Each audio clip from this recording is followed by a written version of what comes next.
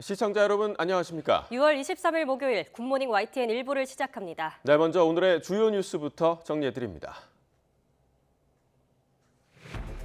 국내에서 원숭이 두창 첫 확진 사례가 나오면서 방역당국은 감염병 위기 경보를 관심에서 주의로 격상했습니다. 원숭이 두창이 자주 발생한 국가에서 오는 입국자에 대한 감시 기준도 강화하기로 했습니다. 국민의힘 윤리위원회가 다음 달 7일 이준석 대표의 소명을 듣고 징계 여부를 결정하기로 했습니다. 이 대표는 절차가 길어지면 당의 혼란에 전혀 도움이 안 된다며 불쾌감을 나타냈습니다. 쿠팡에서 똑같은 국내 제품을 반값에 판매하는 중국 업체들이 실제로는 정상적으로 판매하는지 알 수 없는 유령 회사인 것으로 YTN 취재 결과 확인됐습니다. 쿠팡 측은 뒤늦게 해당 업체들에 대한 판매 중단 조치에 들어갔습니다. 외국인 자금이 빠져나가면서 원달러 환율이 1,300원대에 근접했고 코스피와 코스닥은 연저점을 경신했습니다. 금융시장 변동성을 나타내는 금융불안지수는 9개월 연속 상승해서 주의 단계에 진입했습니다. 코로나19 사태를 거치며 자영업자 대출이 40% 급증하며 1,000조 원에 육박한 가운데 금리가 오르면서 상환 부담이 급증할 것으로 전망됩니다.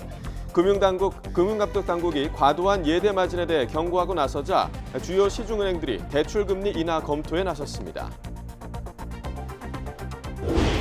바이든 미국 대통령이 유가를 잡기 위해 3개월간 한시적인 유류세 면제를 의회에 요청했습니다. 제롬 파월 연방준비제도 의장은 인플레를 조속히 잡겠다며 금리 인상을 지속하겠다고 밝혔습니다. 아프가니스탄 남동부에서 규모 5.9의 강진이 발생했습니다. 지금까지 확인된 사망자가 1,000명을 넘어섰고 사상자 수는 더 늘어날 것으로 보입니다. 장마 전선이 북상하면서 오늘 서울 등 내륙 지방에 올해 첫 장맛비가 내리겠습니다. 곳곳에 국지성 호우가 쏟아지겠고 최고 120mm가 넘는 많은 비가 내리는 곳도 있겠습니다. 네, 첫 소식입니다. 우리나라에서도 원숭이 두창 환자가 발생했습니다. 독일에서 인천공항으로 입국한 국민인데 정부는 원숭이 두창 확진자 발생에 따라 감염병 위기경보 단계를 한 단계 올렸습니다. 기정훈 기자입니다. 21일 오후 독일에서 인천공항으로 들어온 A씨는 스스로 원숭이 두창 의심 신고를 했습니다. 사흘 전부터 두통이 있었는데 입국하면서 37도의 미열과 인후통, 피곤함에 피부 병변까지 보였기 때문입니다. 공항 검역당국은 곧바로 의심 환자로 격리하고 A씨는 국가지정 입원 치료 병상인 인천의료원으로 옮겨져 치료받고 있습니다. A씨는 1차 PCR 검사와 2차 유전자 염기서열 분석 결과 최종 확진 판정을 받았습니다. 국내 첫 원숭이 두창 확진 환자입니다. 다행히도 이분이 우리나라에 입국한 이후에 공항 검역대부터 시작을 해서 신고를 통해서 안전하게 검역관과 또 병원에 인계됐기 때문에 특별히 주의할 만한 다른 접촉자들은 없는 것으로 확인하고 있습니다.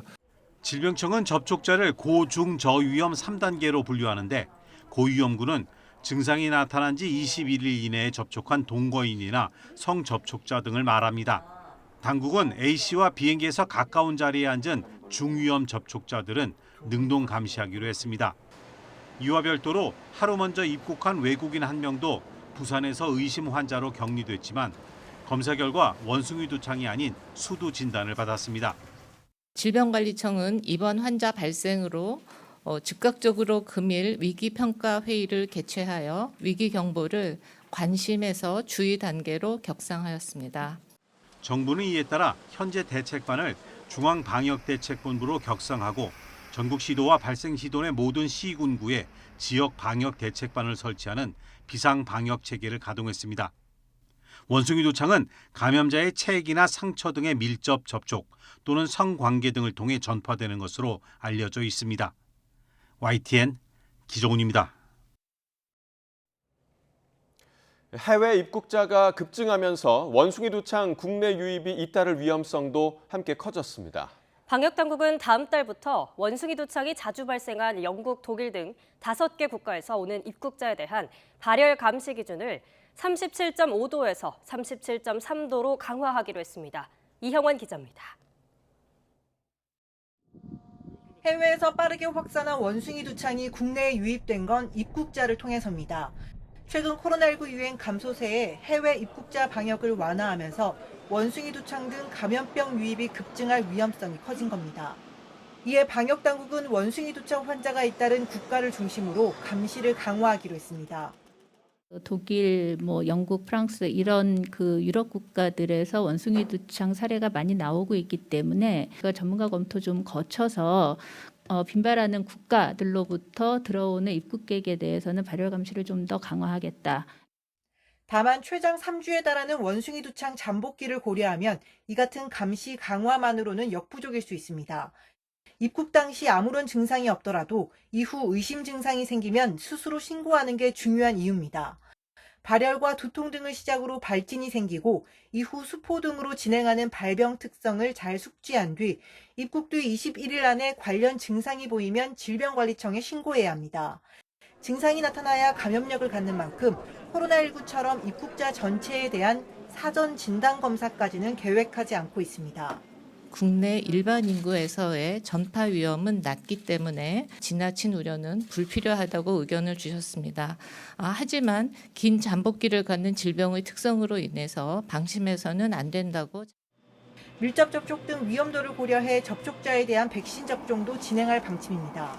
고위험이나 중위험 접촉자가 동의한다면 최종 노출일로부터 2주 안에 백신을 맞습니다. 당장은 국내 보유 중인 2세대 백신을 접종하는 한편 부작용 우려가 적은 3세대 백신 도입을 서두르기로 했습니다. 또 확진자 치료를 위해 우선 국내 활용 가능한 항바이러스제를 사용하고 원숭이 두창 치료제로 유일하게 허가받은 테코비리마트 500명분을 다음 달 들여올 예정입니다. 한편 방역당국은 국내 확산을 최소화하기 위해 원숭이 두창 발생 국가 방문을 자제해달라며 부득이 가야 할 때는 마스크 착용과 손 씻기를 철저히 해달라고 당부했습니다. YTN 이영훈입니다. 국내에서도 원숭이 두창 환자가 발생한 가운데 전문가들은 이미 지역사회에서 전파가 이루어졌을 가능성을 배제할 수 없다면서도 코로나19처럼 대유행으로 번질 가능성은 크지 않다며 지나친 공포감을 조성할 필요는 없다고 강조했습니다. 최원석 고려대 안산병원 감염내과 교수는 원숭이 두창 확산 위험이 없지는 않지만 전파 정도가 심한 질환으로는 생각되지 않는다며 코로나19가 유입돼 대규모로 확산한 것과는 다를 것이라고 설명했습니다. 송창선 대한인수공통감염병 학회장은 상황을 잘 지켜봐야겠지만 원숭이 두창이 크게 확산할 것이라는 과도한 우려나 공포감 조성은 필요하지 않다고 밝혔습니다. 원숭이 두창의 전 세계적인 확산세가 심상치 않자 세계보건기구 WHO는 현지 시각으로 오늘 긴급회의를 개최합니다. 이미 50여 개국에 확산했는데 코로나19와 같은 공중보건 비상사태를 선포할지 관심이 쏠립니다. 권준기 기자입니다. 한 달 전만 해도 원숭이 두창이 세계적 대유행, 팬데믹으로 번질 가능성은 낮다고 진단했던 WHO가 결국 긴급회의를 개최합니다. 전 세계적으로 연일 감염자가 나오면서 국제적 공조가 필요하다고 판단한 겁니다. WHO는 긴급회의에서 원숭이 두창이 코로나19와 같은 세계 공중보건 비상사태에 해당하는지 결정하기로 했습니다. 만약 이번에 선포되면 역대 7번째 공중보건 비상사태로 WHO는 회원국의 투명한 정보 공개와 환자 격리 등을 공고할 수 있습니다. 아프리카 풍토병이었던 원숭이 두창은 지난달 12일 영국에서 확진자가 나온 뒤 유럽에서만 80% 넘게 확진자가 나왔고 아프리카에서는 3%, 아시아는 0.3%로 가장 적게 발생했습니다. WHO는 풍토병일 때와 팬데믹 이후 바이러스의 활동 양상이 다르다는 점에 주목하고 있습니다. Unusual situation, meaning even the virus is behaving unusually from how it used to behave in the past. 싱가포르에서도 영국 국적 남자 승무원이 확진돼 동남아 첫 사례로 기록됐고 중동 지역인 레바논에서도 해외 입국자의 감염이 확인됐습니다. 브라질에서는 해외여행을 하지 않은 20대 남성이 확진됐는데 외국인을 접촉한 적이 있다고 말해 국내 감염 가능성에 무게가 실립니다. 원숭이 두창 환자가 가장 많이 나온 영국에서는 동성애 남성에게 감염 확률이 높은 것으로 나타났다며 백신 접종을 권고했습니다. YTN 권윤기입니다.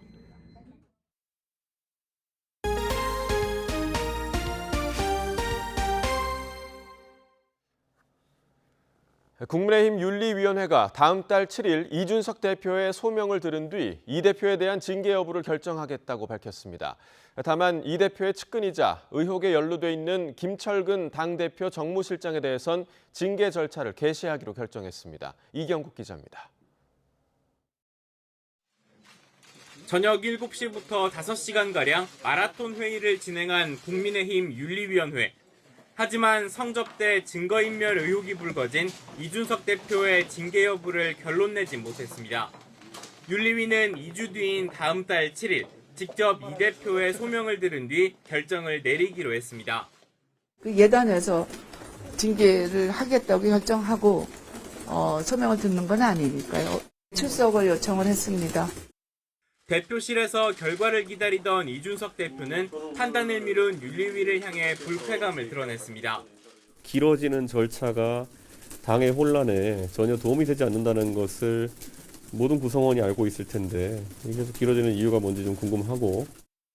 윤리위는 다만 성접대 의혹 제보자를 직접 찾아갔던 이 대표의 측근 김철근 정무실장에 대해서는 만장일치로 징계 논의를 개시하기로 했습니다. 회의에 불러 90분 동안 입장을 들었지만 저는 충분히 소명했습니다. 이 말씀만 드리겠습니다. 아직 의혹이 완전히 해소되지는 않았다는 이유입니다. 우리가 아직 의혹이 좀 덜 풀렸습니다. 조금 더 우리가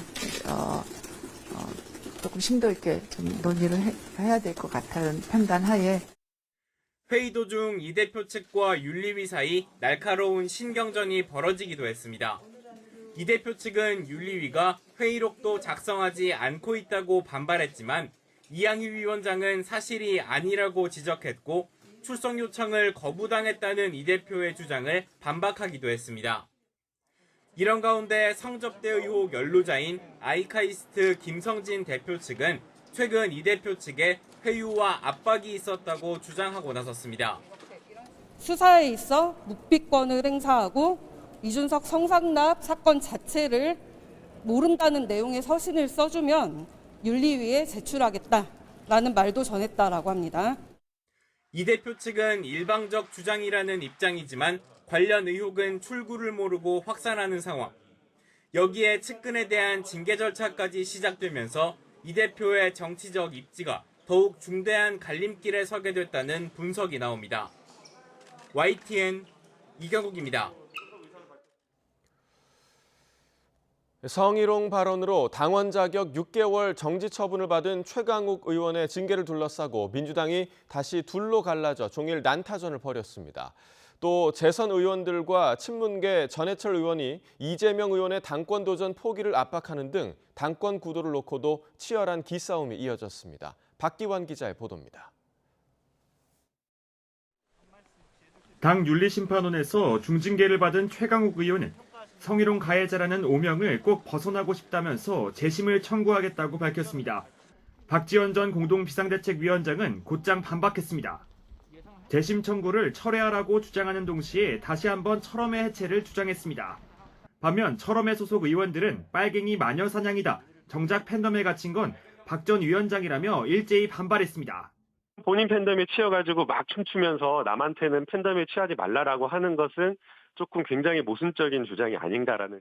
이준석 당대표보다 훨씬 더 발언이 굉장히 좀 아집에 갇혀있는 그런 모습이어서. 최강욱 의원 징계로 당이 또 두 쪽으로 갈라지자 우상호 비상대책위원장이 직접 나서 자제를 촉구했습니다. 이 문제로 당내 구성원들이 찬반으로 나뉘어서 왈가왈부 분란을 다시 또 시작하는 모습은 국민들이 볼 때 바람직한 모습으로 비춰지지 않을 가능성이 있다는 점에서 당내 갈등이 그대로 노출된 건데 오는 8월 전당대회는 또 다른 불씨입니다. 대선 의원들이 사실상 이재명 의원의 당권 도전에 제동을 걸고 나섰고 지난 대통령 선거와 지방선거 패배에 중요한 책임이 있는 분들은 이번 전당대회에 나서지 말 것을 촉구한다. 친문 전해철 의원이 불출마 선언을 통해 힘을 실으며 이 의원의 결단을 압박했습니다. 민주당은 오는 8월 28일 새 당대표를 선출하기로 했습니다. 최강욱 의원 징계를 계기로 당내 갈등이 다시 표면화하고 있는 데다 전당대회 규칙을 두고도 계파별로 생각이 달라 한동안 어수선한 분위기는 계속될 것으로 보입니다. YTN 박견입니다. 서해 공무원 피살 사건 유족이 문재인 정부 청와대가 숨진 공무원이 월북한 것으로 조작했다며 서훈 전 국가안보실장 등 전 정권 고위 관계자 3명을 검찰에 고발했습니다. 유족 측은 기자회견에서 국방부가 지난 2020년 청와대 국가안보실에서 지침을 하달받았다고 밝혔다며 월북과 관련된 지침이 있었던 것인지 확인하기 위해 서 전 실장을 고발한다고 밝혔습니다. 또 해양경찰청이 청와대 민정수석실 지침에 따라 자진 월북으로 중간 수사 결과를 발표했다는 언론 보도를 토대로 민정수석실이 월북 조작을 지시했는지 확인하고자 한다고 설명했습니다. 해양경찰청이 재작년 9월 서해에서 피격된 해수부 공무원이 월북한 것으로 보인다는 수사 결과를 당시 발표했다가 최근 이를 번복한 데 대해 해경청장이 직접 대국민 사과를 했습니다. 정 청장은 사건 초기엔 국방부 입장과 해경이 자체적으로 확인한 증거에 따라 월북으로 판단했지만 이후 국방부로부터 수사상 필요한 특수정보를 받지 못했다고 설명했습니다.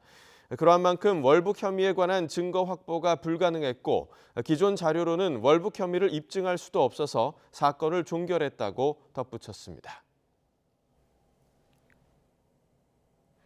윤석열 대통령이 탈원전 정책 폐기를 못 받고 원전 산업에 대한 강력한 지원을 약속했습니다.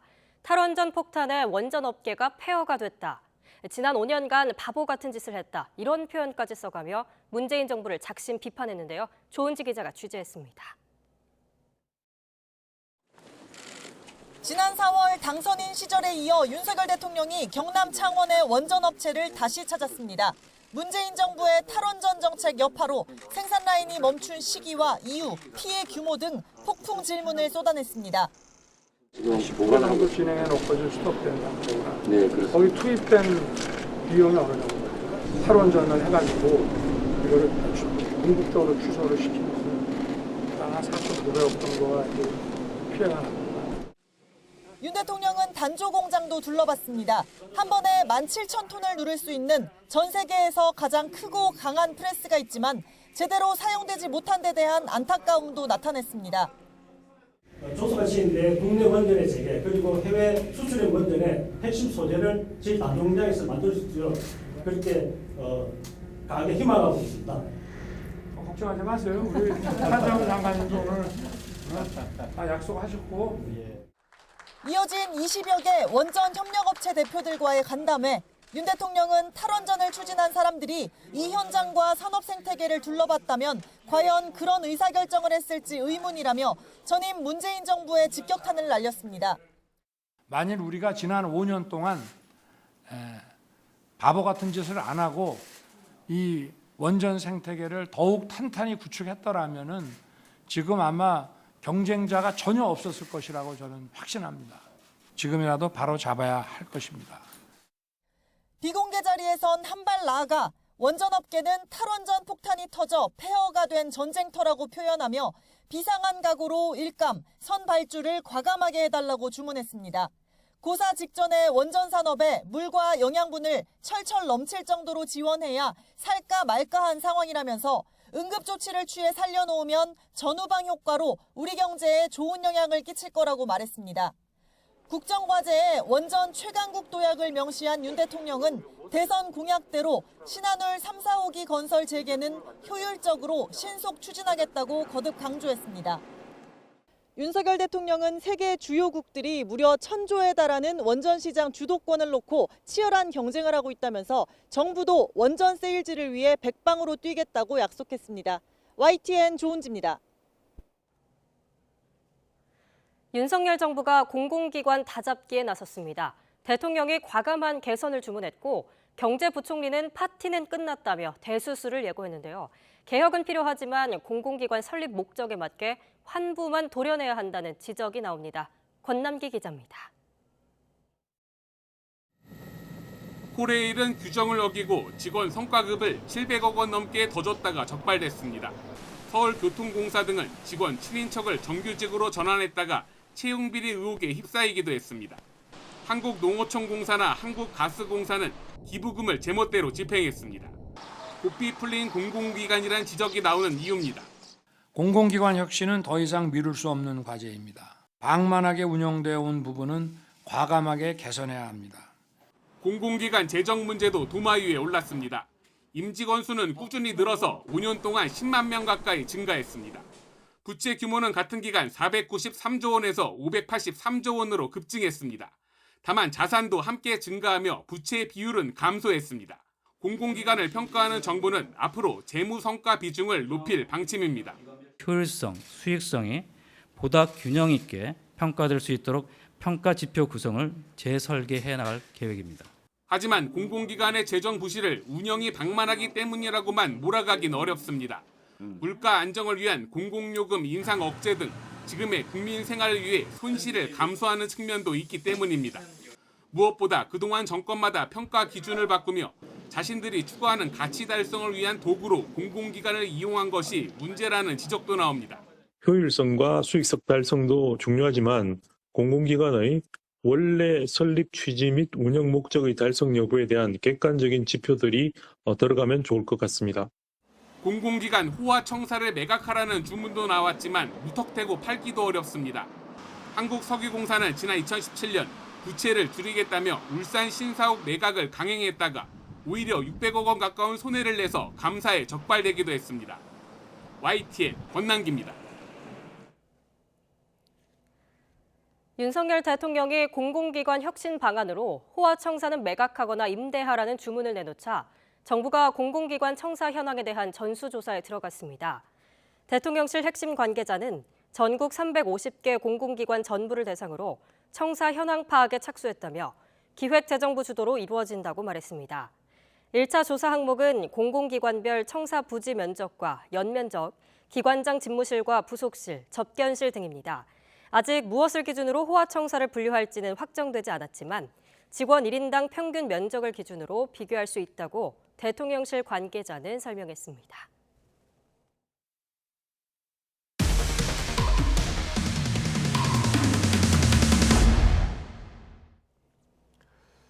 쿠팡에서 똑같은 국내 제품을 반값에 올려 판매하는 중국 업체들이 속속 등장하고 있습니다. 문제는 실제로 제품을 판매하는지조차 알 수 없는 유령 회사라는 점인데요.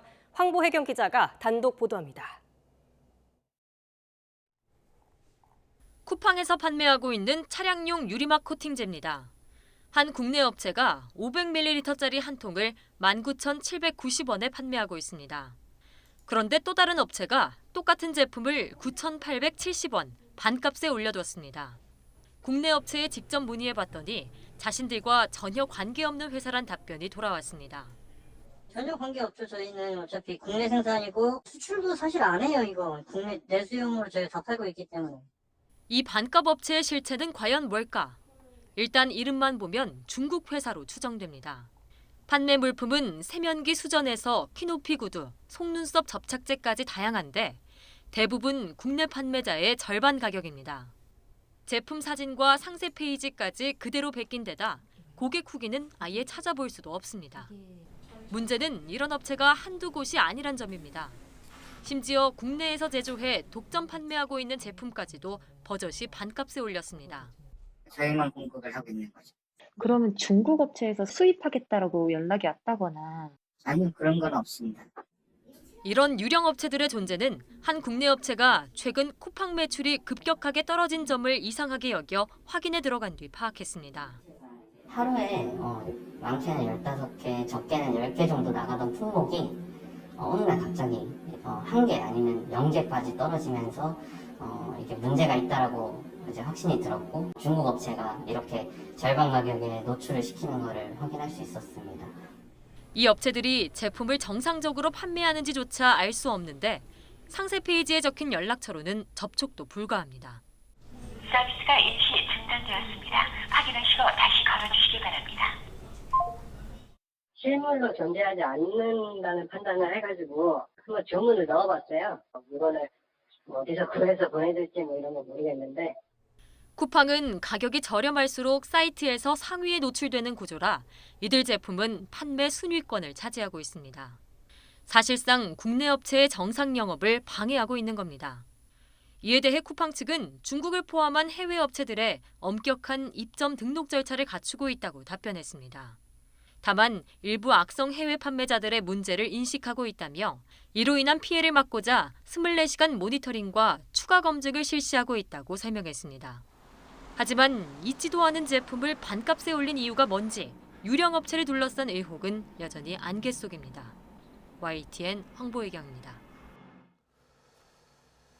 네, 그렇다면 이 쿠팡을 떠도는 중국 유령 업체들이 노리는 건 과연 무엇일까요? 현재로선 국내 소비자들의 이름과 연락처, 또 집 주소와 같은 개인 정보를 노렸을 가능성이 큽니다. YTN 취재가 시작되자 쿠팡 측은 뒤늦게 해당 업체들에 대한 판매 중단 조치에 들어갔습니다.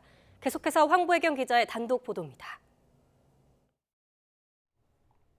쿠팡에서 국내 업체들의 물품 사진과 상세 페이지까지 베껴 가격만 반값에 올리는 중국 유령 업체들. 공교롭게도 이들의 공통점은 배송일을 7월 4일로 설정해뒀단 겁니다. 그럼 실제로 배송은 되고 있을까?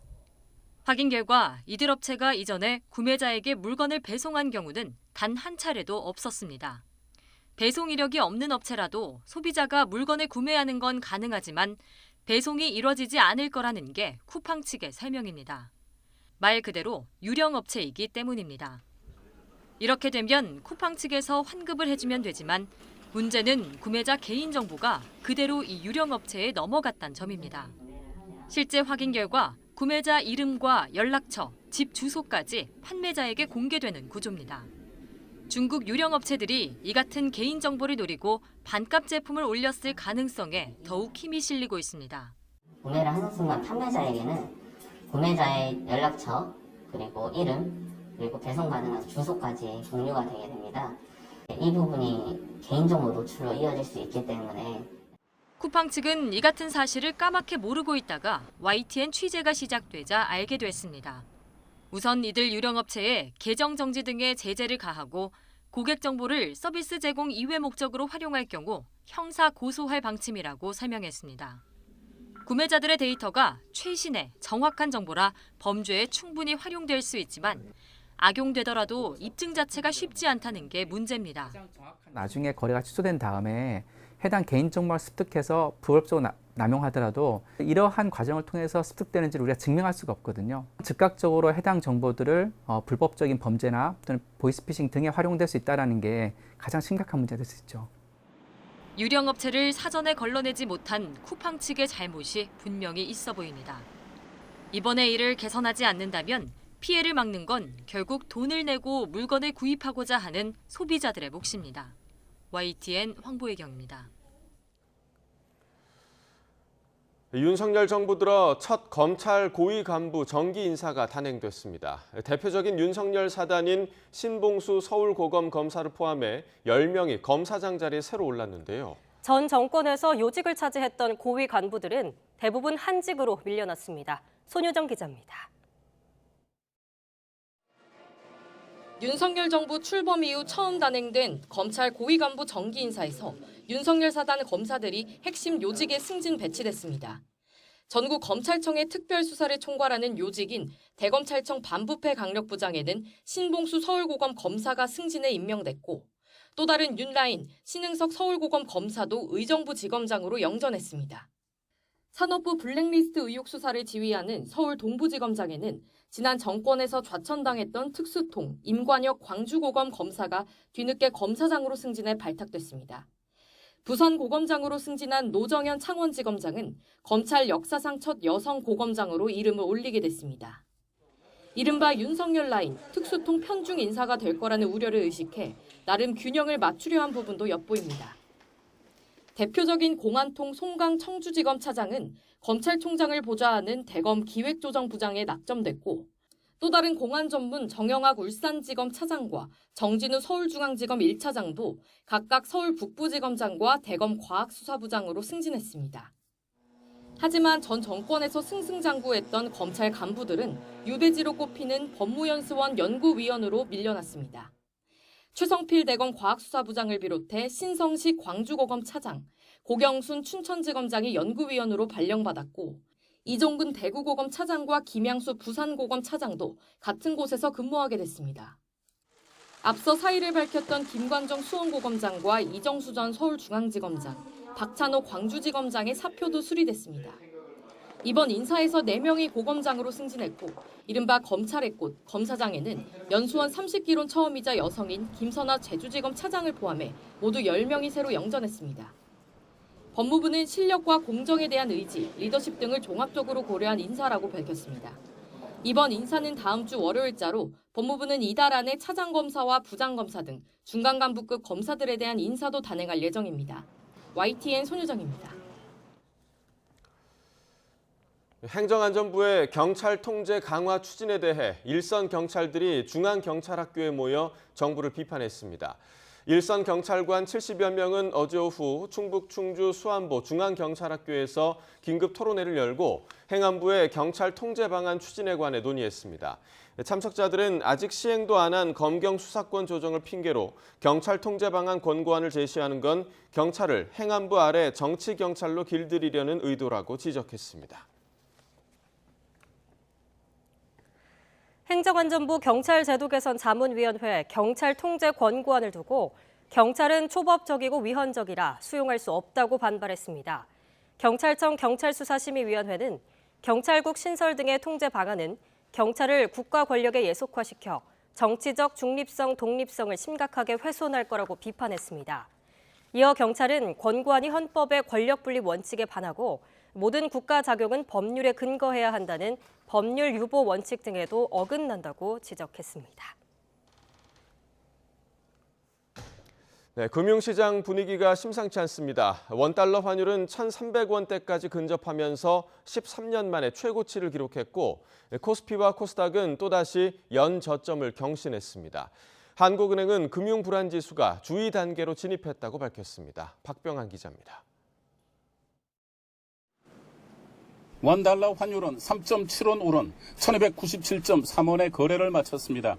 종가 기준으로 3거래일째 연고점을 경신하며 1,300원 선 돌파를 바라보고 있습니다.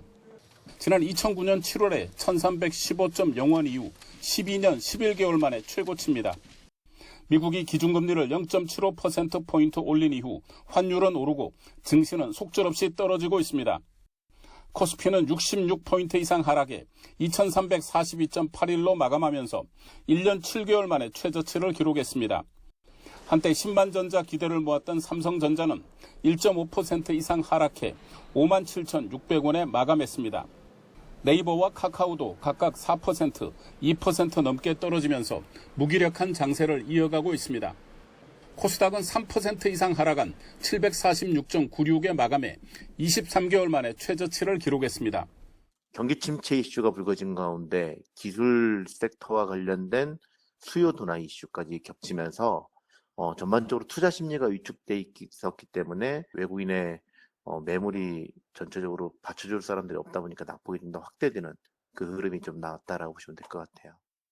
이처럼 시장의 변동성이 커지면서 한국은행은 금융불안지수가 지난 3월 주의 단계로 진입했다고 밝혔습니다. 내부적으로는 1,800조에 육박하는 가계부채와 지나치게 높게 형성된 부동산 가격이 외부적으로는 우크라이나 사태와 미국의 기준금리 인상 가속화, 고물가 행진이 악재로 작용하고 있습니다. 현재 금융안정 상황을 나타내는 저희 이제 지표로서 FSI를 보고 있는데요. 금융불안지수가 이제 최근에 주의 단계로 진입해 있습니다. 총체적 복합위기를 뜻하는 퍼펙트 스톰이 한국 경제를 덮치면서 한국은행의 기준금리 인상 속도가 더 빨라질 것이란 관측이 나오고 있습니다. YTN 박병환입니다. 코로나19 사태를 거치며 자영업자의 대출이 40%나 불어나 상환 부담이 내년부터 급증할 거란 분석이 나왔습니다. 한국은행이 발표한 금융안정 보고서를 보면 지난 3월 말 기준 자영업자 대출 잔액은 960조 7천억 원으로 코로나19 발생 직전인 2019년 말보다 40.3% 늘었습니다. 이와 관련해 한은은 대출금리가 계속 오르고 금융지원과 손실보전금 지급이 끊어질 경우 내년 이후 저소득 자영업자를 중심으로 채무 상환 위험이 급격히 커질 것으로 전망했습니다. 금리 인상기에 은행들이 예금 금리보다 대출 금리를 훨씬 크게 올려 이자로 돈을 쉽게 번다는 지적이 이어져 왔는데요.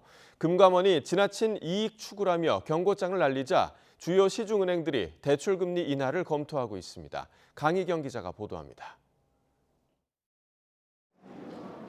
금리 인상기마다 은행이 집중적으로 받는 비판은 예금 금리와 대출 금리 차이로 벌어들이는 이자 수익이 과도하다는 점입니다. 기준금리가 상승하면 대출금리는 크게 올리는 반면 예금금리는 적게 올려서 예대마진으로 돈을 쉽게 번다는 겁니다. 금리 상승기에는 신용 위험에 대한 우려가 증가할 수밖에 없는 거거든요. 따라서 이런 부분들에 대한 고려들이 이루어지기 때문에 예금 금리의 상승폭보다 대출 금리의 상승폭이 일반적으로 훨씬 더 큰 게 실제 예대금리 차는 계속 벌어지고 있습니다. 잔액 기준으로 지난 4월까지 9개월 연속 확대돼 2018년 6월 이후 3년 10개월 만에 최대폭을 기록했습니다. 1분기 국내 은행이 벌어들인 이자이익 규모도 12조 6천억 원으로 지난해 같은 기간보다 16% 넘게 늘어났습니다. 결국 금융당국이 은행장들을 불러 모아 경고장을 내밀었습니다. 앞으로 기준금리가 잇따라 오를 것으로 예상되는 상황에서 취약계층을 중심으로 이자 부담이 더 커질 수밖에 없기 때문입니다. 은행들은 금리를 보다 합리적이고 투명한 기준과 절차에 따라 산정 운용하실 필요가 있습니다.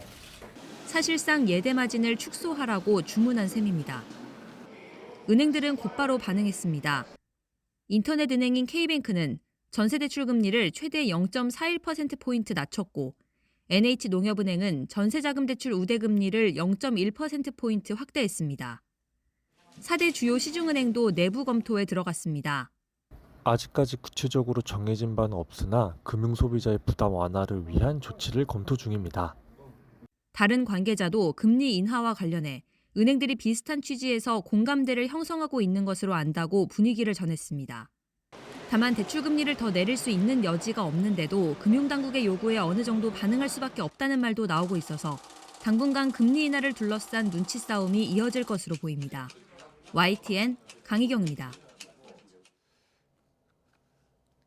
조 바이든 미국 대통령이 향후 석 달간 유류세 면제를 의회에 공식 요청했습니다. 바이든 대통령은 현지 시각 22일 연설을 통해 의회에 향후 90일간 연방 유류세 유예를 요청한다고 밝혔습니다.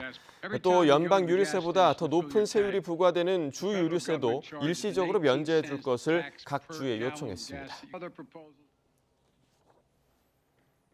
미국 중앙은행인 연방준비제도의 제롬 파월 의장이 최악의 인플레이션을 조속히 잠재우겠다는 강력한 의지를 밝혔습니다.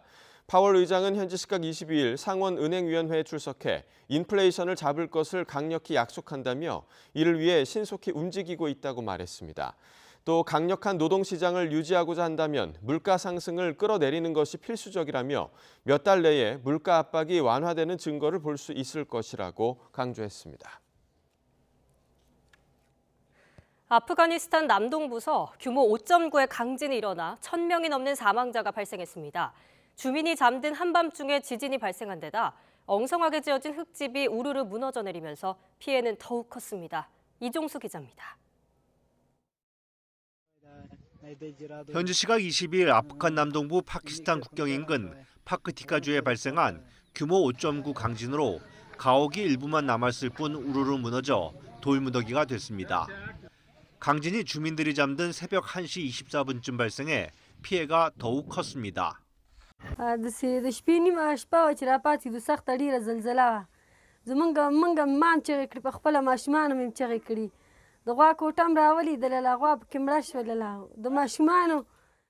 이번 지진은 진원의 깊이가 10km에 불과해 지진 충격이 고스란히 지면으로 전달됐습니다.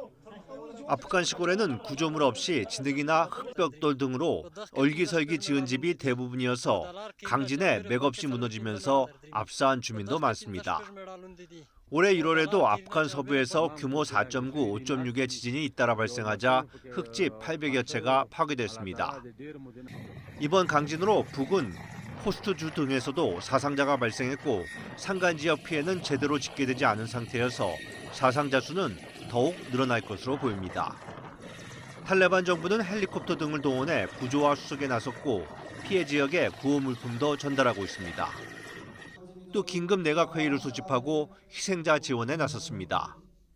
رئاسة الوزراء حكم مطابق كم فيصلة وصلت شهر شهيد كورنيتا فعلا دفارة عاجل كومك يولك أفغاني شهيد كورنيتا. 프란치스코 교황과 국제사회 구호단체도 큰 어려움에 부닥친 아프간 국민을 도와주길 바란다고 호소했습니다. YTN 정수입니다. 오늘 새벽 사무실들이 입주해 있는 아파트형 공장에서 불이 났는데 다행히 인명피해는 없었습니다. 어제 저녁엔 승합차와 승용차가 부딪혀 미군 등 8명이 다쳤습니다. 강민경 기자가 보도합니다. 박스가 쌓여있는 창고가 검게 그을렸습니다. 오늘 새벽 1시쯤 서울 신도림동에 있는 10층짜리 아파트형 공장에서 불이 났습니다. 3층에 입주했던 사무실에서 불이 시작된 건데 다행히 번지진 않았습니다. 불은 40분 만에 꺼졌고 다친 사람은 없었습니다. 어제 저녁 7시 40분쯤엔 경기도 성남시 중원구 여수교차로 앞에서 미군이 타고 있던 승합차와 승용차가 부딪혔습니다. 이 사고로 승용차 조수석에 타고 있던 60대가 골절상을 입었고 승합차에 탄 미군 5명 등 7명도 다쳐 병원으로 옮겨졌습니다. 앞서 어제 오후에는 서울시 창동 민자역사 공사 현장에서 철거 중이던 임시 건물이 무너졌습니다. 이 사고로 작업 중이던 1명이 중상을 입었고 2명이 경상을 입었습니다. YTN 강민경입니다. 오늘 서울 등 내륙 지방에는 올해 첫 장맛비가 내리겠습니다. 비가 내리며 더위도 누그러지겠는데요. 오늘 서울의 한낮 기온은 26도로 어제보다는 5도가량이 내려가겠습니다. 서쪽에서 다가오는 저기압이 장마 전선을 끌어올리면서 오전에 중서부 지방부터 차츰 장맛비가 내리겠는데요. 예상되는 비의 양은 전남과 제주도에 150mm 이상, 서울 등 중서부와 전북 지방에도 120mm가 넘는 폭우가 쏟아지겠습니다. 특히 밤 사이 시간당 30에서 50mm의 국지성 호우가 예상되는 만큼 비 피해 없도록 각별히 주의하셔야겠습니다. 현재 기온 살펴보겠습니다. 현재 서울 기온 23.7도, 대전은 22.8도, 울산은 21.9도를 보이고 있습니다. 낮 기온은 어제보다 2도에서 5도가량이 낮겠는데요. 오늘 서울의 한낮 기온은 26도, 대전은 29도, 대구는 31도, 울산은 28도를 보이겠습니다.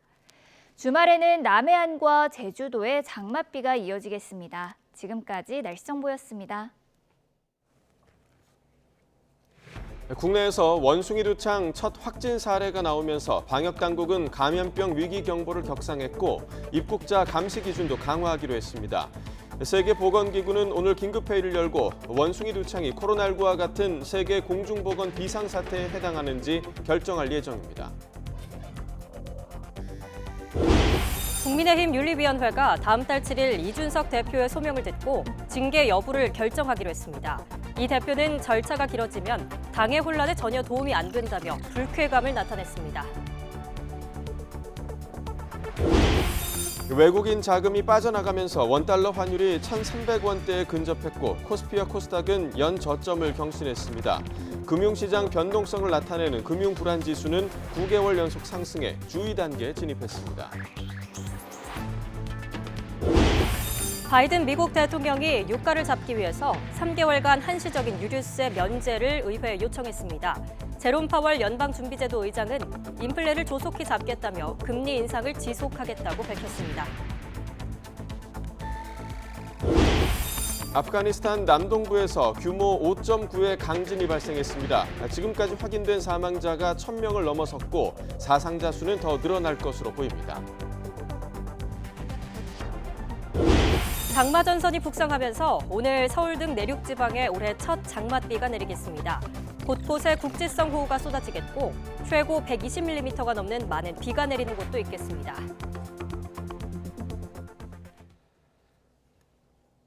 네, 굿모닝 YTN 이어갑니다. 국내에서도 원숭이 두창 환자가 처음으로 발생하면서 정부가 감염병 위기 경보 수준을 관심에서 주의로 격상했습니다. 질병관리청은 그제 신고된 원숭이 두창 의심 환자 2명 가운데 독일에서 입국한 한국인이 PCR 검사와 유전자 염기 서열 분석을 거쳐 최종 양성 판정을 받았다고 밝혔습니다. 방역당국은 이에 따라 감염병 위기 경보 수준을 주의로 격상하고 현재의 원숭이 두창 대책반을 중앙방역대책본부로 격상해 부처 간 협력을 강화하기로 했습니다. 국내 유입이 확인된 원숭이 두창과 관련해 정부가 검역 관리 지역으로 27개 국가를 지정하고 다음 달부터 관리를 강화하기로 했습니다. 특히 원숭이 두창이 빈발하는 상위 5개국인 영국과 스페인, 독일, 포르투갈, 프랑스에 대해서는 입국자의 발열 기준을 37.5도에서 37.3도로 낮춰 감시를 강화합니다. 이번에 지정된 검역 관리 지역은 다음 달 1일부터 6개월 동안 유지되는데 검역 관리 지역은 지정되면 검역 단계에서 각종 서류를 요구하고 필요시에는 입국자의 출국 또는 입국 금지를 요청할 수 있습니다. 네, 원숭이 두창 의심 환자 2명 가운데 부산에서 신고된 외국인은 수두로 확인됐습니다. 앞서 수두나 수족구를 원숭이 두창으로 오인해 신고하는 경우가 많았는데요. 어떤 점이 비슷하고 어떤 증상이 다를까요? 김평정 기자가 정리했습니다. 원숭이 두창은 온몸에 큰 수포가 납니다. 수포색도 흰빛입니다. 반면 수두는 온몸에 발진이 생기긴 하지만 수포 자체는 작고 대체로 빨갛습니다. 물론 이 정도로 병이 진행된 뒤라면 헷갈릴 일이 없겠지만 두 질환 모두 발병 초기엔 발진 모습이 비슷하고 열이 나면서 두통과 인후통, 근육통이 생깁니다. 역시 초기 증상이 비슷한 수족구도 원숭이 두창으로 오인 신고가 많이 들어옵니다. 아주 초기 증상은 그 전문가가 아닌 경우에는 구별하기가 어렵습니다. 고열이 나고 그리고 피부에 이제 발진이 생기게 되는데 이 발진들이 이 초기에는 수포성 발진이 양쪽이 다 비슷한 그런 양상을 보이기 때문에 질병 초기에는 수포보단 목과 겨드랑이가 붓는지를 살펴야 합니다. 원숭이 두창은 초기에도 목과 겨드랑이에 림프절이 많이 부어오르고 아픈데 수두 등과는 확연히 다른 특징입니다. 코로나19와 위험도를 비교하기도 하는데 코로나는 호흡기를 통해 광범위하게 전파되지만 원숭이 두창은 바이러스가 피부 속으로 침투하는 방식으로 단순 접촉으론 감염되지 않습니다. 보면 한 나라당 한 50명 정도 이 정도 생기게 되는 거죠. 그러니까 실제로 이제 그 전파가 계속 그 진행이 되고 있고 이 전파가 잘라지지 않는 그런 어려움은 있지만 실제 전파력 그리고 전파 범위나 유행의 진폭은 아직까지는 굉장히 낮다고 보고 있는 겁니다.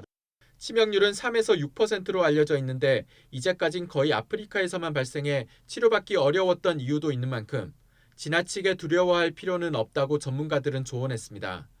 YTN 김평정입니다. 코로나19 신규 확진자 수가 13일째 10,000명 이하를 유지하고 있습니다. 하지만 방역당국은 여름 휴가철이 코로나19 재유행의 도화선이 될 수 있다고 보고 대책 마련에 나섰습니다. 김현아 기자가 보도합니다. 코로나19 확진자가 다시 감소했습니다. 전날보다 318명, 일주 전보다는 443명이 줄어서 13일째 10,000명 아래를 기록했습니다.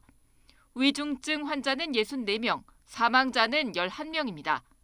안정세에도 방역당국은 긴장의 끈을 놓지 못하고 있습니다. 올봄 오미크론 유행으로 형성된 면역 효과가 줄어들면서 7, 8월 사이 재유행이 올 거란 예측 때문입니다. 정부는 재유행이 현실화되기 전에 차근차근 의료대응 체계를 개편하고 재유행으로부터 국민들을 안전하게 보호하는 데 최선의 노력을 다하겠습니다. 중대본 회의에서는 여름 휴가 방역 대책이 집중적으로 논의됐습니다. 일상 회복 기조에 따라 규제와 의무보다 자율 방역에 초점이 맞춰졌는데 먼저 여행 전 백신 접종을 마치고 실내에선 항상 마스크를 착용해달라고 요청했습니다. 야외라도 50명이 넘게 모이는 공연장이나 행사에선 마스크 착용이 권고됩니다. 영업시설에는 냉방을 하더라도 최대한 자주 환기를 해달라고 강조했습니다. 특히 밀폐된 공간에서 냉방기기를 가동하게 되면 바이러스가 공기 중에 장거리로 전파돼서 감염 위험이 높아집니다. 냉방기기 바람 방향은 가능한 천장 또는 벽을 향해서 방향을 잡아주시기 바랍니다. 사람에게 직접 닿지 않도록 해주시고 주기적으로 환기를 해주시기 바랍니다. 정부는 밀집도 관리에 집중합니다. 해수욕장은 신호등제로 실시간 혼잡도 정보를 제공하고 국립공원은 탐방객이 분산되도록 관리합니다. YTN 김연아입니다.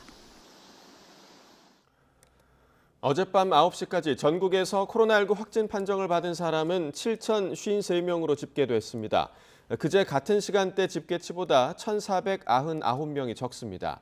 한 주 전인 지난 15일보다 560명, 2주 전인 지난 8일보다 4,300여 명이 줄었습니다. 코로나19 확진자는 주말 휴일에 진단검사 건수 감소 영향으로 저점을 찍었다가 이후 다시 증가하는 양상을 보이면서도 전반적으로는 감소세를 유지하고 있습니다. 국민의힘 윤리위원회가 성접대 증거인멸 의혹이 불거진 이준석 대표에 대한 징계 여부를 다음 달 7일 결정하기로 했습니다. 이양희 윤리위원장은 어젯밤 국회에서 진행된 윤리위원회 회의 뒤 기자들과 만나 7월 7일 저녁 7시 윤리위를 다시 개최하기로 했다고 발표했습니다. 이 위원장은 다음 회의에서 이준석 대표의 소명을 들은 뒤 징계 여부와 수위를 심의 의결하겠다고 밝혔습니다. 앞서 어제 윤리위는 이준석 대표의 지시를 받고 성접대 증거 인멸에 나섰다는 의혹을 받는 김철근 당대표 정무실장을 불러 조사한 뒤 징계 절차 개시를 결정했습니다. 국민의힘 이준석 대표에게 성접대를 했다는 의혹이 불거진 김성진 아이카이스트 대표 측이 이 대표 측의 회유와 압박이 있었다고 주장했습니다. 김 대표의 법률 대리인인 김소연 변호사는 어제 국회에서 기자회견을 열고 구속 수감 중인 김성진 대표 접견 내용을 공개했습니다. 김 변호사는 이준석 대표 측근을 자처하는 사람들이 다양한 방법으로 김 대표에게 접근해 수사에 협조하지 말라고 요구하는 등 회유를 시도했다는 말을 김 대표에게서 들었다고 말했습니다. 이런 주장에 대해 이준석 대표 측은 YTN 취재진에게 김소연 변호사의 일방적인 주장이며 관련 내용은 사실 무근이라고 강하게 반박했습니다. 서해 공무원 피격 사건과 관련해 국민의힘은 문재인 정부가 월북몰이를 위해 증거를 조작했다며 더불어민주당은 한심한 정쟁 유발이라며 공방을 이어갔습니다. 여야 원내 지도부의 감정 싸움과 내탓 공방에 원구성 협상은 여전히 한 발도 앞으로 나아가지 못하고 있습니다. 정현우 기자의 보도입니다. 대통령 기록관이 서해 공무원 피격 관련 과거 청와대 정보 공개를 적극적으로 검토하기로 한 가운데 국민의힘 진상조사 TF 소속 의원들은 해경 청사를 찾아 피해자 이대준 씨가 월북한 것으로 짜맞추기 수사한 것 아니냐 따져 물었습니다. 월북을 결행했다는 7가지 근거 자료는 모두 다 신뢰도가 떨어진다는 결론을 우리 TF 의원님들이 하셨고요. 여당 질타에 정봉훈 해경청장은 결국 대국민 사과를 했습니다. 수사 결과 발표와 관련하여 많은 오해를 불러일으킨 점 국민과 유가족 여러분께 진심으로 사과드립니다. 민주당은 여당이 정쟁을 유발하는 일에 골몰하고 있다며 한심하다고 질타했습니다. 청와대 기록 공개에 대해서도 거리낄 것 없다는 기존 입장을 거듭 확인했습니다. 조금 한심해 보입니다. 이제 좀 그만 좀 하시죠. 그러나 우리는 뭐 하자 그러면 뭐든지 공개하는 거에 대해서 꺼리낌은 없어요. 평행선을 달리던 원구성 협상은 민주당 박홍근 원내대표가 여야 회동을 제안하면서 돌파구를 찾나 했더니 국민의힘 권성동 원내대표의 이 발언에 발목이 잡혔습니다. 대선 과정에서 고소 고발 사건을 사고 취하하자 그러는데 우리가 고발한 사건은 전부 이재명 후보와 관련된 거예요. 그 이재명 후보 살리기 위해서 야당은 선거 과정에서 정치적 고발 사건들을 취하하자는 제안을 해 서로 공감한 것을 왜곡하고 있다며 사과를 요구하며 발끈했고 또다시 정쟁을 유발하고 그동안의 협상에 이렇게 찬물을 끼얹는 것이 집권여당 대표의 책임 있는 자세입니다. 여당은 검수완박법 관련 헌법재판 취하, 국회 사법개혁특별위원회 참여 등 민주당이 원구성과 관련 없는 조건들을 내걸었고 이를 받아들일 수 없다고 맞서면서 만남은 성사되지 않았습니다. 저는 사과할 게 없습니다. 있는 그대로 얘기했기 때문에. 서해 공무원 피격 사건을 둘러싼 공방에 여야 원내 지도부의 감정 싸움으로 원 구성 협상마저 다시 경색되면서 3주 넘게 개점 휴업 중인 국회 정상화는 또 한 발 멀어진 양상입니다. YTN 정현우입니다. 윤석열 대통령은 문재인 정부의 탈원전 정책을 겨냥해 지난 5년간 바보 같은 짓을 안 하고 원전 생태계를 탄탄히 구축했다면 지금은 아마 경쟁자가 없었을 것이라고 정면으로 비판했습니다. 윤 대통령은 경남 창원시 원전 설비업체인 두산에너빌리티를 방문해 원전 산업이 수년 동안 어려움에 직면해 안타깝고 지금이라도 바로잡아야 한다며 이같이 말했습니다. 그러면서 원전업계는 탈원전이라는 폭탄이 터져 폐허가 된 전쟁터라면서 관료적인 사고를 버리고 일감과 선발주를 과감하게 해달라고 정부 관계자에게 당부했습니다. 윤 대통령은 원전업체가 고사 직전이라 철철 넘칠 정도로 지원해줘야 살까 말까 하다며 신한울 3, 4호기 발주 계약은 신속 추진하고 선발주가 가능하도록 과감하게 조치하는 동시에 금융 지원도 대폭 확대하겠다고 강조했습니다. 윤석열 대통령이 오는 29일과 30일 스페인에서 열리는 나토 정상회의에서 10개 나라와 정상회담을 추진합니다. 한일 정상회담은 불투명한 가운데 공식 회담이 아닌 약식 회담이 열릴 수도 있다고 대통령실은 밝혔습니다. 박소정 기자입니다. 오는 29일과 30일 스페인에서 열리는 나토 정상회의에 한국 대통령으로는 처음 참가하는 윤석열 대통령. 이번 순방에서 10개 나라와 정상회담을 추진합니다. 체코, 네덜란드, 캐나다, 덴마크 등인데 반도체 기술 협력, 원자력 수출, 방위 사업 협력 등이 의제가 될 것으로 보입니다. 윤 대통령은 나토 회의에서 강력한 북한 비핵화 의지를 피력할 방침입니다. 우크라이나에 5천만 달러를 올해 추가로 지원한다는 내용도 발표합니다. 글로벌 리더 국가로서 역할을 한다는 차원에서 이미 공여된 지원 외에 우크라이나에 대한 인도 지원 추가 공여를 발표할 예정입니다. 가장 관심이 쏠리는 한일 정상회담은 불투명합니다. 대통령실 관계자는 다만 공식 회담이 아닌 플러사이드, 즉 짧은 약식 회담은 가능할 수도 있다고 말했습니다. 또 강제징용 판결 문제 등은 정치적 공감대로 법적인 한계를 뛰어넘을 여지가 있지만 아직은 때를 기다리고 있다고 설명했습니다. 한미일 정상회담은 공식적으로 제안이 오간 것은 없다면서도 가능성이 열려 있다고 전했습니다. 나토 정상회의 참석으로 반중, 반러 정책이 고착화할 수 있다는 지적에는 포괄적인 안보 차원에서 교류를 확대하는 자리인 만큼 그렇게 해석할 필요가 없다고 선을 그었습니다. 정부는 또 나토와의 정보 공유와 협력을 넓히기 위해 주 나토 대표부를 신설하기로 했습니다. 벨기에 브뤼셀에 주 나토 대표부를 신설함으로써 정보 공유를 확대하고 또 동맹국 파트너국과 네트워크 강화 등. 김건희 여사도 이번 나토 회의에 동행할 것으로 보입니다. 배우자 세션의 공식 초청을 받아서 가급적 참여하는 방향을 검토하고 있다는 게 대통령실 설명입니다. 지난달 한미 정상회담 때 바이든 대통령과 인사를 나누긴 했지만 공식 일정이 아니었던 만큼 이번에 나토에 가게 된다면 김 여사로서는 외교 무대 대비가 되는 셈입니다. YTN 박소정입니다. 국가정보원이 고 신영복 성공회대 교수 서체로 된 원훈석을 교체하고 원훈도 새로 정하는 방안을 추진하는 것으로 알려졌습니다. 이번에는 국가보안법 위반으로 복역했던 신 교수의 글씨체를 원훈석에 쓴 게 부적절하다는 지적에 따른 것인데 정부가 바뀔 때마다 원훈도 계속 바뀌고 있습니다. 한연희 기자가 보도합니다. 국가와 국민을 위한 한없는 충성과 헌신. 국정원이 지난해 6월 창설 60주년을 맞아 선정한 역대 5번째 원훈입니다. 원훈석 제막식까지 대대적으로 진행했는데 1년 만에 교체 방안을 추진하는 것으로 알려졌습니다. 지금 원훈석에 고 신영복 성공회대 교수의 손글씨를 본뜬 서체를 사용한 게 부적절하다는 지적이 안팎에서 이어져 왔기 때문입니다.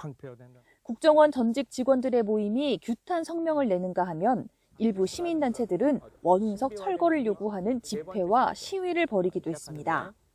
신영복 씨는 통역당 장기수예요. 국정원은 통역당과 같은 간첩을 조사하는 기관인데 국정원에 있는 건 어울리지 않는다고 생각합니다. 국정원 원우는 37년간 초대 중앙정보부장인 김종필 전 총리가 지은 우리는 음지에서 일하고 양지를 지향한다를 사용하다가 김대중 정부 출범 직후인 1998년 정보는 국력이다로 바뀌었고 이후 이명박 정부 때인 2008년에는 자유와 진리를 향한 무명의 헌신으로 바뀌었습니다. 그러다 박근혜 정부 때인 2016년에 소리 없는 헌신, 오직 대한민국 수호와 영광을 위하여로 변경되는 등 최근 정권마다 바뀌어왔습니다. 국정원은 일단 직원들을 대상으로 의견 수렴 절차를 거친 뒤 교체 여부를 최종적으로 결정한다는 계획인데 원운석을 교체하면서 새로운 원운을 정할 가능성도 큰 것으로 전해졌습니다. YTN 한현입니다. 코스피와 코스닥이 큰 폭으로 하락하며 또 연저점을 새로 썼습니다. 코스피는 2.74% 내린 2342.81에 코스닥 지수는 4.03% 하락한 746.96에 장을 마쳤습니다. 개인이 3,755억 원을 순매수했지만 외국인과 기관이 각각 3,205억 원, 839억 원을 순매도하면서 지수를 끌어내렸습니다. 외국인 투자 자금이 빠져나가면서 원달러 환율은 3.75 오른 달러당 1297.3원에 마감하며 1,300원을 위협했습니다. 코로나19 사태를 거치며 자영업자 대출이 40%나 불어나 상환 부담이 내년부터 급증할 거라는 분석이 나왔습니다. 한국은행이 발표한 금융안정보고서를 보면 지난 3월 말 기준 자영업자 대출 잔액은 960조 7천억 원으로 코로나19 발생 직전인 2019년 말보다 40.3% 늘었습니다. 이와 관련해 한은은 대출금리가 계속 오르고 금융지원과 손실보전금 지급이 끊어질 경우 내년 이후 저소득 자영업자를 중심으로 채무 상환 위험이 급격히 커질 것으로 전망했습니다. 미리 보는 오늘입니다. 세계보건기구 WHO가 원숭이 도창의 전 세계적인 확산세가 심상치 않자 현지 시각으로 오늘 긴급회의를 엽니다. WHO는 오늘 긴급회의에서 원숭이 도창이 코로나19와 같은 세계 공중보건 비상사태에 해당하는지 결정할 예정입니다. 이번 비상사태가 선포되면 역대 7번째로 WHO는 회원국의 투명한 정보 공개와 환자 격리 등을 권고할 수 있습니다. 최근 정책의원총회를 이어가고 있는 국민의힘이 오늘은 가상자산 시장과 관련한 회의를 엽니다. 오후 2시 국회 본관에서 열리는 의원총회에는 금융경제 전문가인 윤창현 당 가상자산특위위원장이 발제자로 나서는데요. 의원들은 이 자리에서 가상자산 시장의 공정성 회복과 투자자 보호 등에 대해 논의할 계획입니다. 더불어민주당이 오늘부터 1박 2일 동안 의원단 워크숍을 열어 대선과 지방선거 연패 이후 당 진로에 대해 난상 토론을 벌입니다. 충남 예산군 리조트에서 진행되는 워크숍에선 선거 패배 원인과 당 쇄신 방안, 후반기 국회 원구성, 차기 전당대회 등 산적한 현안을 놓고 백기쟁명식 토론이 이어질 예정입니다. 중국과 러시아가 주축인 신흥경제 5개국 브릭스가 오늘 밤 화상 정상회의를 열어 미국에 맞서는 새로운 진영 구축을 시도할 것으로 예상됩니다. 이번 회의의 의장국인 중국의 시진핑 국가주석은 회의를 주재하면서 미국의 중국에 대한 압박과 서방의 러시아에 대한 제재 등을 비판하고 공동 대응에 나서자고 촉구할 것으로 예상됩니다.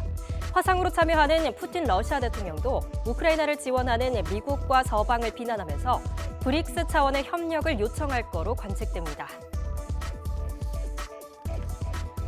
490년 전 조선시대 한강에서 선비들이 뱃놀이를 즐기는 모습을 담은 독서당 개회도가 일본에서 국내로 돌아왔습니다. 이 그림은 지금까지 알려진 실경 산수 개회도 가운데 가장 이른 시기인 1531년 작품으로 예술적 완성도가 높은 조선 초기 산수화로 평가되는데요. 독서당 개회도는 7월 7일부터 국립고궁박물관 전시를 통해서 일반에 공개됩니다. 지금까지 미리 보는 오늘이었습니다.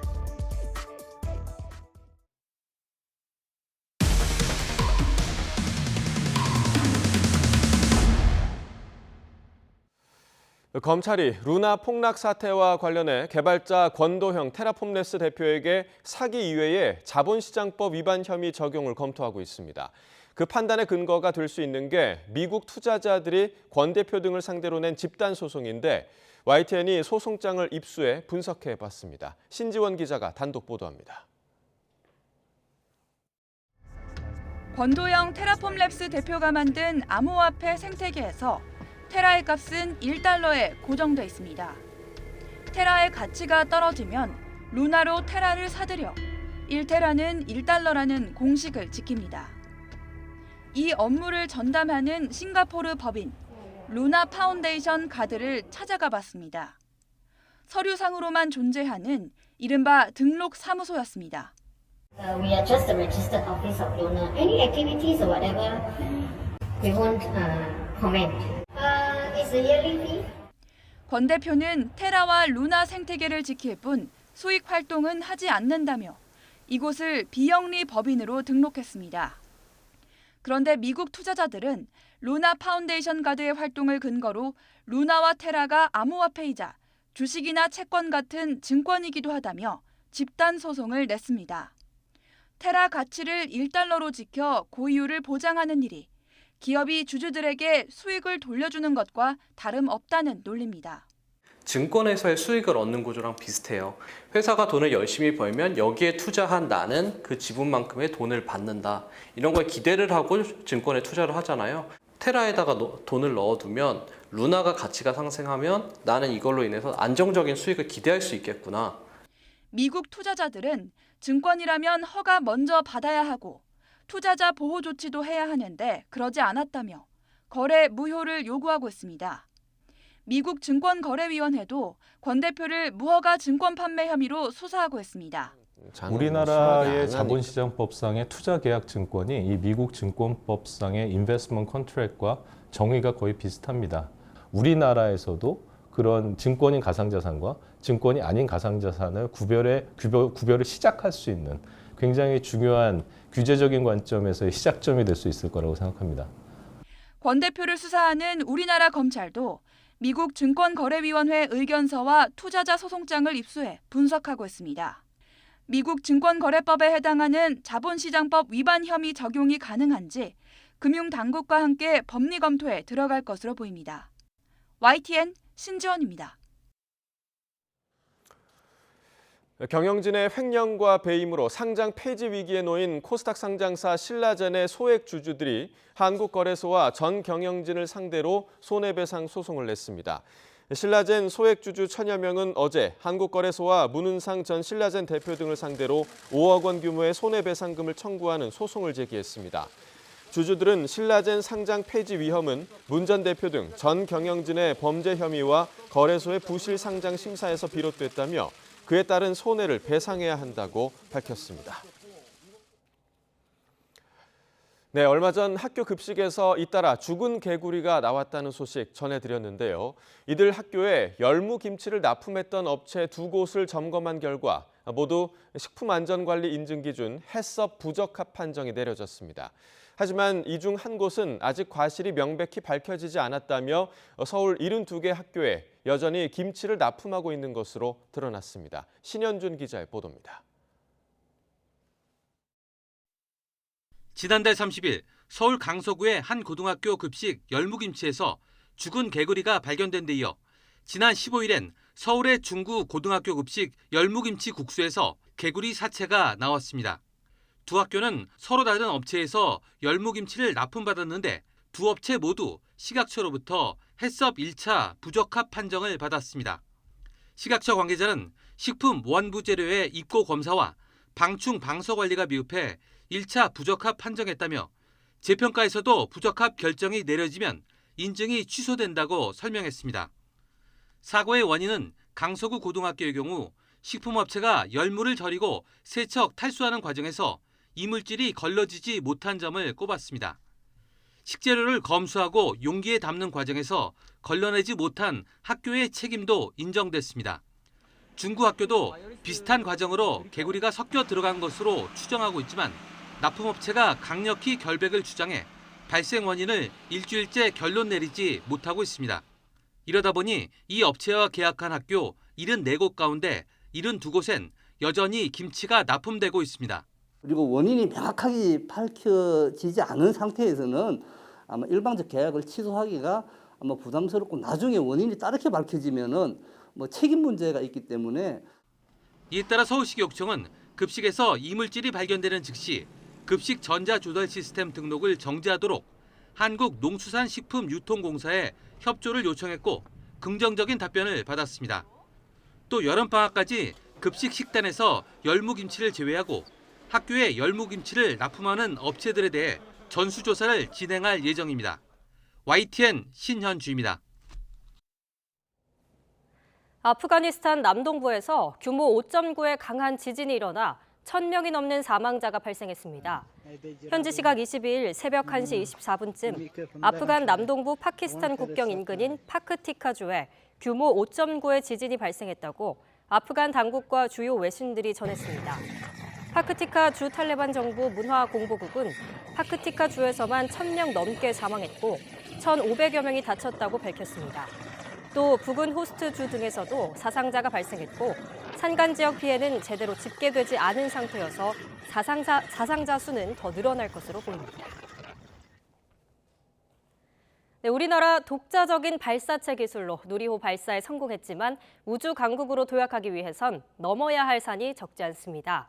실용 인공위성 등을 탑재하기 위해선 미국의 핵심 부품 수출 제한을 풀어야 하는데 한미 당국 간 우주 대화는 6년 넘게 중단된 상태여서 조속한 재개 여부가 주목됩니다. 이교준 기자입니다. 4, 3, 2, 1류 누리호가 발사되었습니다. 누리호 발사 성공 이후 중장기 과제로 상용 인공위성과 달 착륙선 자력 발사 등이 거론됩니다. 독자적인 한국형 발사체 개발엔 성공했지만 우주 탐사나 국가 안보를 위한 실용급 위성 발사에는 걸림돌이 많습니다. 미국이 국제 무기거래 규정을 통해 우주 공간에서 균형을 잡는 자이로 등 자국 핵심 부품이 들어간 위성이나 우주 탐사선 발사를 제한하고 있기 때문입니다. 이에 따라 국산 위성 부품이나 기술 개발과 함께 미국 수출 통제 정책의 변화를 위한 외교적 노력이 필요하다는 지적이 높습니다. 상호 가지고 있는 역량을 보다 효율적으로 그리고 또 활용성을 높이기 위해서는 수출 중대 제도에 대해서도 상호 좀 협의를 거쳐서 유연하게 대응할 수 있는 체계를 확립해가는 그런 노력들이 필요하지 않을까 생각이 듭니다. 이 같은 문제를 풀기 위한 한미 민간 우주 대화가 지난 2016년 4월 이후 중단돼 오다 지난달 한미 정상회담을 계기로 돌파구가 마련됐습니다. 한미 정상은 회담을 통해 우주 탐사와 기술 등 전 분야에 걸쳐 협력을 강화하기로 했습니다. 조와 바이든 대통령은 반도체, 배터리, 원자력, 우주개발, 사이버 등 새로운 산업 분야에서 실질적인 협력을 강화해 나가기로 하였습니다. 이에 외교부와 과학기술정보통신부는 올 하반기 3차 한미 민간우주 대화 개최를 추진하고 있습니다. 누리호 성공으로 독자적인 우주 발사체 개발 역량을 확보함에 따라 한미 포괄적 전략동맹 강화의 명분 아래 미 당국과의 협의해서 협상력을 높일 수 있을 것으로 기대하고 있습니다. YTN 이교준입니다. 북한이 당 중앙군사위원회 확대회를 열어 올해 상반기 국가방위사업 전반을 평가하고 당면한 국방건설 임무들을 확정한다고 밝혔습니다. 모든 준비는 끝났고 정치적 결단만 남았다는 평가를 받는 7차 핵실험과 관련해서 결정이 내려질지 주목됩니다. 홍주혜 기자입니다. 북한이 김정은 국무위원장 주재로 당 중앙군사위원회 확대회의를 열었습니다. 상반년도 국가방위사업 전반을 총화하고 관건적인 당면한 국방건설 임무들을 확정하며 당의 군사 노선과 주요 국방 정책들을 철저히 관철하기 위한 문제들이 의정으로 상정됩니다. 의정 토의가 시작됐다고만 밝혀 회의는 최소 이틀 이상 이어질 것으로 보입니다. 김정은 위원장 집권 이후 당 중앙군사위 회의가 매번 하루 일정으로 진행됐던 것에 비춰보면 이례적입니다. 앞서 북한은 지난 2013년 2월 초 당 중앙군사위 확대회의에서 중요한 결론을 내렸다고 보도하고 같은 달 3차 핵실험을 실시한 적이 있습니다. 때문에 기술적 준비는 끝난 것으로 보이는 7차 핵실험과 관련해 이번 회의에서 논의가 이루어질지 주목됩니다. 김정은 위원장의 결정을 추인하든 아니면은 당 중앙군사위원회의 결정을 김정은 위원장이 수용하든 아마 직간접적인 논의 결정을 할 것으로 보여지고, 강행 결정이 나오면 곧 공개하겠지만 보류할 경우 아무런 메시지를 내놓지 않을 것으로 예상됩니다. 반면 새로운 중대 결정을 도출하기보단 이달 상순 당 전원회의에서 세운 대책을 군 간부들에게 세부적으로 지시하고 퍼뜨리는 자리일 거란 관측도 있습니다. 전 군에게 이런 정세의 엄혹함을 알리고 거기에 대해서 일종의 어떻든 군의 경각심과 군이 준비태세를 갖춰야 된다라는 일종의 그런 인식을 심어주고 선전을 하는 부분이 상당히 중요하게 아마 다뤄질 가능성이 있습니다. 특히 당 비서국 회의에서 규율 확립을 강조한 만큼 군의 경제와 사회 질서 유지 기능을 점검하면서 기강을 잡으려는 목적도 있다는 분석입니다. YTN 홍주혜입니다.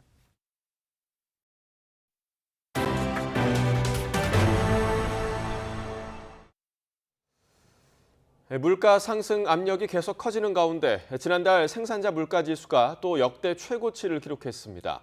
한국은행은 지난달 생산자 물가지수가 전년 같은 달보다 9.7% 오른 119.24로 집계됐다고 밝혔습니다. 전달보다는 0.5% 상승한 것으로 생산자 물가지수는 올해 1월부터 연속해서 최고 기록을 경신하고 있습니다. 특히 국제유가 상승 등으로 석탄과 석유 제품 가격이 전년 같은 달보다 82.6% 크게 올랐습니다. 생산자 물가지수와 수입 물가를 결합해 산출하는 국내 공급 물가도 원재료와 중간재, 최종재가 모두 올라 전년 같은 달보다 16.1% 상승한 것으로 집계됐습니다. 러시아의 우크라이나 침공과 관련해 중국이 러시아와 한 목소리로 서방을 비난하고 나섰습니다. 미국을 비롯한 서방의 제재로 전 세계인이 고통을 겪고 있다는 건데요. 우크라이나는 유럽연합, EU 가입을 위한 후보국 지위 결정을 앞두고 서방과의 연대를 강조했습니다. 보도에 김은건 기자입니다. 화상으로 열린 신흥경제 5개국 브릭스 비즈니스 포럼 개막식 기조연설에 나선 시진핑 중국 국가주석이 우크라이나 전쟁과 관련한 서방의 대러시아 제재를 강하게 비판했습니다. 제재는 부메랑이자 양날의 검이라는 게 입증됐다며 결국 전 세계인에게 재앙을 불러온다는 겁니다. 客观要求和不可阻挡的历史潮流，开历史倒车，企图堵别人的路，最终只会堵死自己的路。 시 주석은 우크라이나 전쟁의 원인이 나토의 동진에 있다는 인식도 재확인했습니다. 푸틴 러시아 대통령도 화상연설에서 브릭스 국가들로 무역과 석유 수출 경로를 조정하는 등 제재를 돌파하고 있다고 밝혔습니다.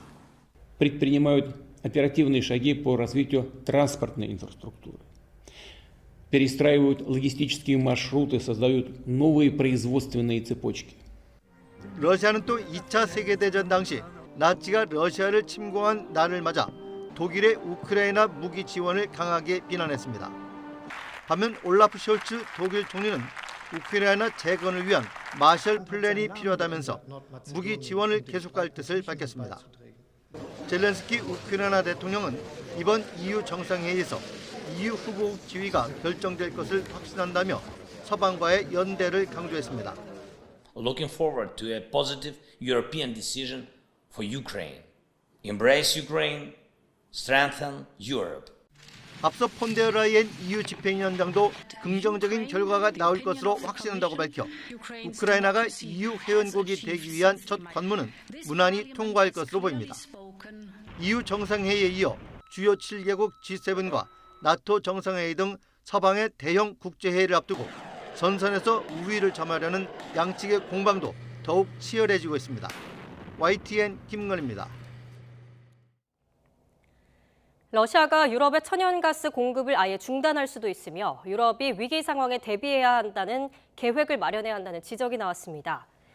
파티 비롤 국제에너지기구 IEA 사무총장은 현지 시각 22일 로이터 통신에 보낸 성명에서 러시아가 유럽에 공급하는 가스를 줄일 구실을 계속 찾을 거라며 완전히 차단할 가능성도 있다고 말했습니다.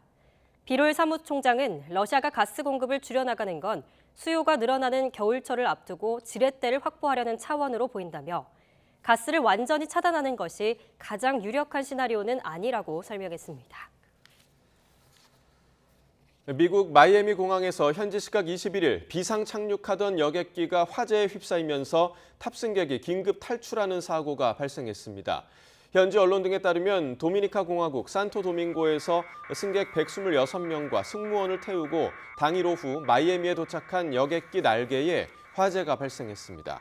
사고가 난 비행기는 도미니카 공화국의 레드에어가 보유한 맥도널 더글러스 MD-80 기종으로 랜딩 기어 부분에 이상이 있었던 것으로 알려졌으며 착륙 이후 오른쪽 날개가 화염에 휩싸였습니다. 이정후가 결승 홈런을 기록한 키움이 삼성의 완승을 거두며 2위 자리를 지켰습니다. 이정후는 12호 홈런을 포함해 5타수 3안타 3타점으로 맹활약했고 키움은 구단 통산 1000승을 달성했습니다. LG는 한화를 꺾고 3연승을 달리며 10개 구단 가운데 세 번째로 시즌 40승을 달성했습니다. 10연패 수렁에 빠진 꼴찌 한화는 KBO 리그 최초로 3년 연속 두 자릿수 연패 기록을 썼습니다. 돌아온 에이스 구창모가 6이닝 무실점으로 호투한 NC는 KT를 11대 0으로 완파했습니다.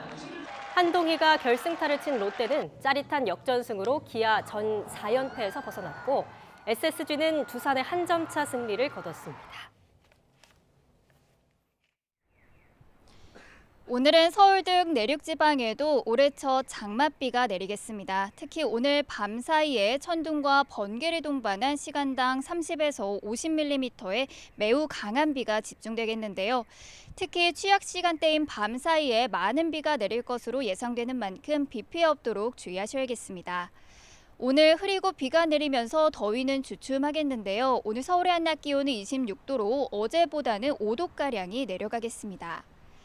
비가 내리는 시점부터 살펴보도록 하겠습니다.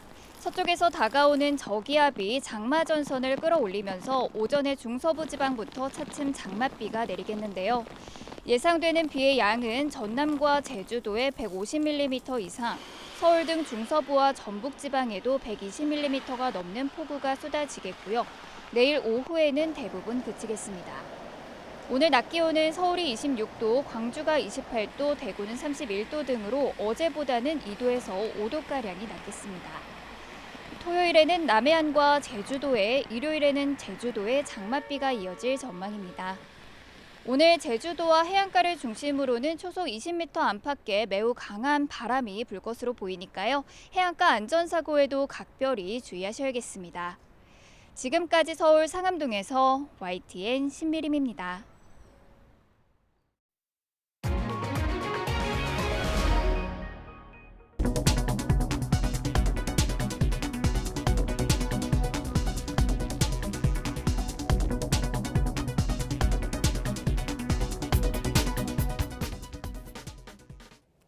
네, 이상으로 굿모닝 YTN 1부를 마칩니다. 잠시 후 2부가 이어집니다. 시청해주신 여러분 고맙습니다.